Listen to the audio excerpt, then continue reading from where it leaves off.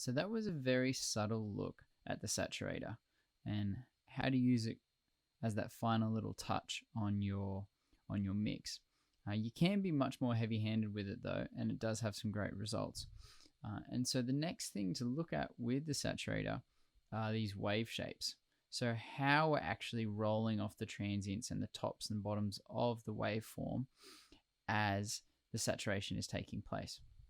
So it starts with the analog clip. We've got a few other options. They basically get harder as you go down, and it's showing you graphically here. So this is, say, 0 dB, and this is your input signal, and as we're getting to the maximum, it's starting to roll off, and also over the top. That's how it's working on the output. So as you can see, when we go through, it starts to get a little harder. So we've got a soft sine wave shape here, got a medium curve, it's getting a little harder, and then we've got a hard curve. Okay, so it's quite hard, and then you get to sine, fold, digital, and wave shape, and we'll get through those later. You can see digital is kind of like getting more like a square, getting sharper, harder. So we'll start with analog clip, and we're going to work our way through those waveforms and just hear and look at what it's doing to the sound and its metering. So let's stay on the drums.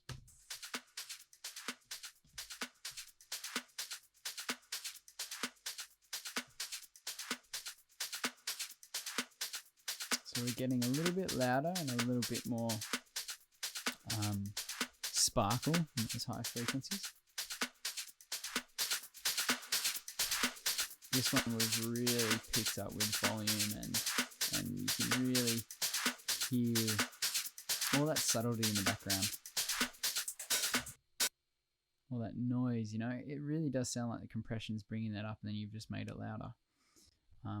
Luckily, we've still got this parallel going on, so we're getting our transients. If I take that away, this is what it sounds like, or this is what we say saturation rounds the transients. So it kind of makes them sound less punchy. I'll show you.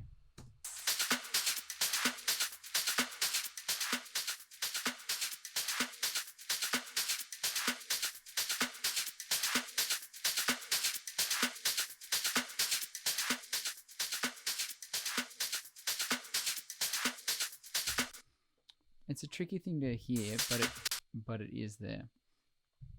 Okay, so that is the hard. Now we'll go through sine fold later, and wave shaper later, as that opens up more doors of the saturator. But finally, as the digital,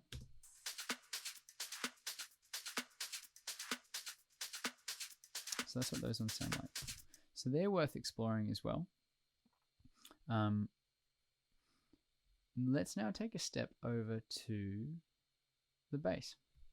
So I just copied the exact saturator over, and I've also got this oscilloscope so we can kind of see the waveform, because now that you know how those wave shapes work, I want you to see what it's actually doing to the waveform instead of just hearing it. So let's have a listen to the bass without it, and that's its waveform, already a bit distorted and saturated.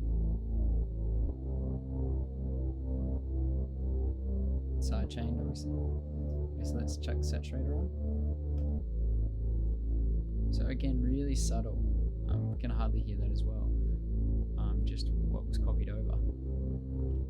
Right. But as we go through these, we'll start to hear it. And we'll start to see it. It should start to become more like a square. It's pretty soft. Definitely starting to hear it now. Starting to see a bit more like a square. And that's almost a square now. And you can hear that distortion. So that's literally what's happening to the waveform. It's hitting that maximum, and we're at that point, at that hard curve, as soon as we go up there, we're just chopping off the tops, and that's why it's getting that distortion into it. So again, if we want to smash it that hard, what we can do is pull back this maybe and get a bit more of the transients and the natural sound back in there. So that could be a way to kind of work with it in that fashion. Let's have a listen. So now we're getting some of that warm growl and the lows back. it's still that high-end buzz.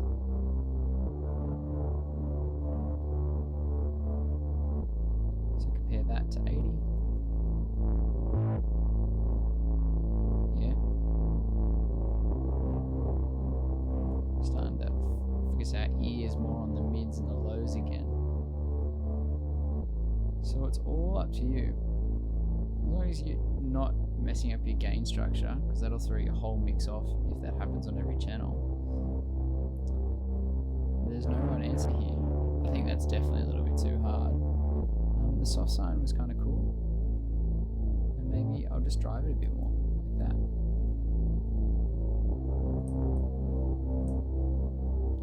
Something like that. And now we can see as well that we're really removing the difference between our peak and our RMS. It's almost the definition of compression. Let's have a look. See? We're getting that RMS, and it's almost like a limiter because we're driving it pretty hard.